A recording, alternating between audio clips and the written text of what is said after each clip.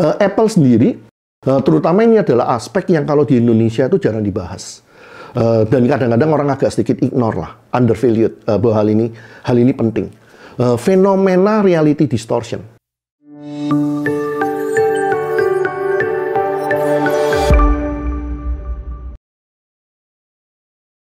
Selamat datang para Insight Leader, teman-teman semuanya. Terima kasih untuk hadir kembali. Ini kita lagi buat Innovation seri kedua nih. Dimana seri pertama dengan 9 videonya, ini thank you banget ya. Kita mendapatkan respon yang positif. Kita bahaskan utamanya adalah inovasi dari perspektif budaya nih. Yang mana asumsinya adalah tiap negara itu dengan budayanya masing-masing yang punya keunggulannya. Kita coba bahaskan Cina, kita coba bahas Swiss, negara yang paling nomor 1 di dunia selama 13 tahun berturut-turut menurut versinya Global Innovation Index. Tentunya Amerika, Jerman, saya pernah tinggal di sana 15 tahun, dan terakhir Indonesia. Kita coba bahas di sana. Salah satu feedback yang kita dapat itu adalah, tolong dong bahas case-nya dong di organisasi seperti apa.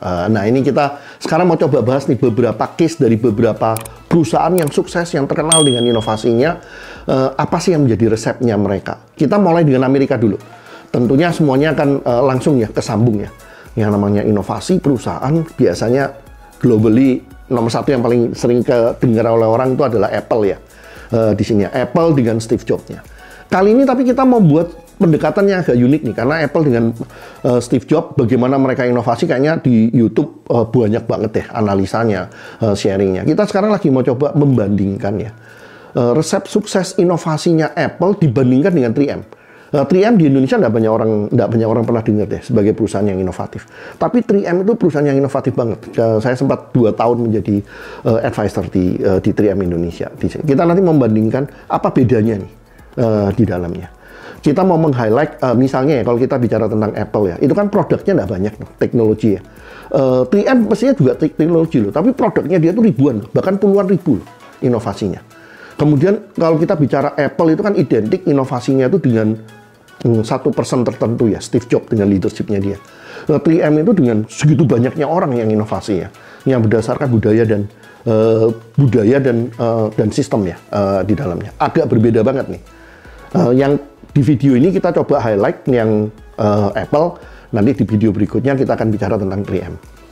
Apple sendiri, kita mungkin mau fokus kepada salah satu fenomen ya, yang membuat Apple itu menurut saya ya sukses sebagai sebuah perusahaan yang inovasi. Terutama ini adalah aspek yang kalau di Indonesia itu jarang dibahas. Dan kadang-kadang orang agak sedikit ignore lah, undervalued, bahwa hal ini penting. Fenomena reality distortion dari Apple. Saya pengguna Apple, boleh dibilang fans berat Apple itu tahun 2001 ya, sejak tahun 2001. Saya sempat itu waktu dipaksa oleh perusahaan tempat saya bekerja memakai Apple, sampai saya mau keluar tuh.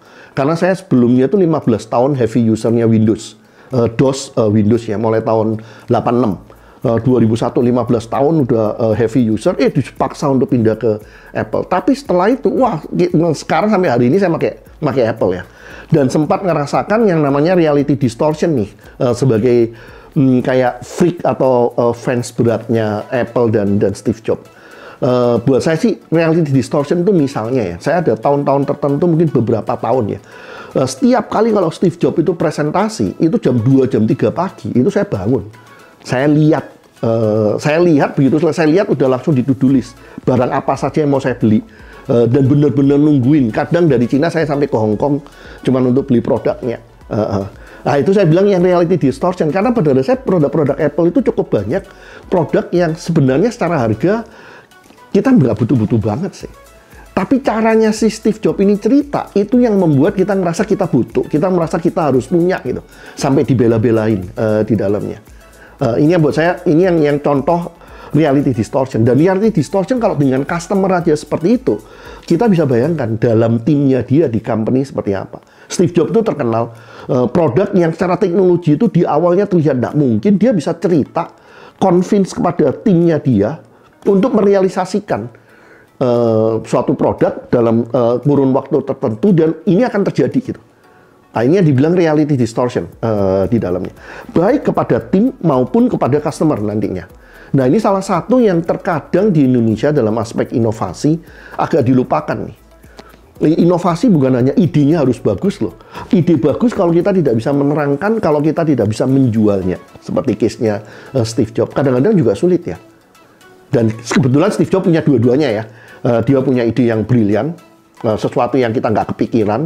Kemudian dia bisa menjual, bukan hanya kepada customer, dia bisa punya tim yang terinspired oleh idenya dia dan berusaha merealisasikan sesuatu yang di waktu itu mungkin tidak terlihat tidak masuk akal. Di sini ya, itu kekuatannya. Nah, sebenarnya reality distortion itu apa sih? Waktu saya mengajar ya sebagai profesor di Zhejiang University sempat 10 tahun untuk para bachelor itu kan ada satu mata kuliah organizational psychology. Salah satunya kan kita bicara tentang influencing. Di dalam influencing nanti ada salah satu tipe nih untuk menginfluence orang, mempengaruhi orang yang namanya persuasif. Bagaimana mempengaruhi orang dengan pendekatan persuasif. Nah, salah satu tipe ekstrim, unik daripada pendekatan persuasif, ini yang disebut reality distortionnya Steve Jobs nih. Ada 3 karakter buat saya yang penting. Kalau menurut saya, banyak buku tentang gaya presentasinya Steve Jobs dengan segala macam perspektifnya ya. Tapi kalau untuk saya sendiri, kalau saya ngelihat penampilannya Steve Jobs, yang saya ngajar di kuliah-kuliah saya bilang 3 nih. Kalau kita mau presentasi, kemudian mau cara menginfluence orang dengan persuasif. Yang pertama itu fakta, based on fakta dan number. Kita selalu bicarakan measurement ya, measurable results di dalamnya. Presentasinya Steve Jobs atau presentasinya Apple biasanya tipikal itu akan selalu dia bilangnya, saya ini nomor 1, faktanya itu numbernya itu ini, diukur dengan ini, saya nomor 1. Dengan itu kan convincing banget ya. Ini bukan produk sembarang produk loh, produknya ini nomor 1 loh. Dan bukan hanya dia bilang nomor 1 seperti kalau di kita kan saya bilangnya kecap nomor 1 ya, bukan hanya itu loh. Tapi dia bicara nomor 1 karena faktanya ini loh, measurement-nya berdasarkan apa. Walaupun nanti measurement dasarnya itu tergantung ya, kita bisa bilang dari perspektif A nomor 1, perspektif B mestinya enggak gitu. Perspektif C beda lagi. Tapi pokoknya ada perspektif tertentu yang dia nomor 1, ada buktinya, ada numbernya. Begitu kita dapat angka ini, untuk karyawan, untuk tim kita jelaskan tujuannya. Untuk customer jelaskan measurement-nya apa. Yang kedua, use case juga yang jelas. Visualisasi dan use case. Apa gunanya? Kenapa kok kamu perlu? Walaupun di sini kalau kita lihat pendekatannya dari Apple ya, ini agak beda dengan fenomena tools yang di Indonesia paling banyak dipakai ya. Kita bicara tentang design thinking. Design thinking kan adalah bagaimana kita berinovasi dengan memenuhi kebutuhan yang dibutuhkan oleh customer kita kan. Konsepnya empathy kan, pendekatan human touch. Kalau Apple kan enggak. Dia ngerasa customer itu enggak tahu loh apa yang dia mau. Kita yang tahu dan kita akan menginfluence, mempersuade customer kita untuk ngerasa ya produk ini saya beli. Salah satu contohnya ya saya ini sering beli produk yang ujung-ujungnya sebenarnya enggak saya perlu atau akhirnya kemahalan karena barangnya Apple.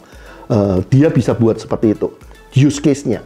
Dan yang ketiga buat saya sih yang dibilang make the evil, buat kita yang jadi pahlawannya, kemudian yang lain itu menjadi musuhnya.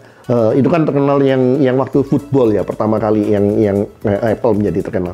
Jadi ada suatu benchmark, ada musuhnya, dan kita menang. Dan musuhnya ini kurang bagus, kita yang bagus. Dia menjelaskan dengan 3 ini di sininya. Yang namanya inovasi, kemampuan menjual, kemampuan berkomunikasi, kemampuan menggambarkan ide kita, itu kita nggak boleh underestimate sih, bahwa hal itu tuh penting di dalam proses inovasi. Kadang sering orang melupakan.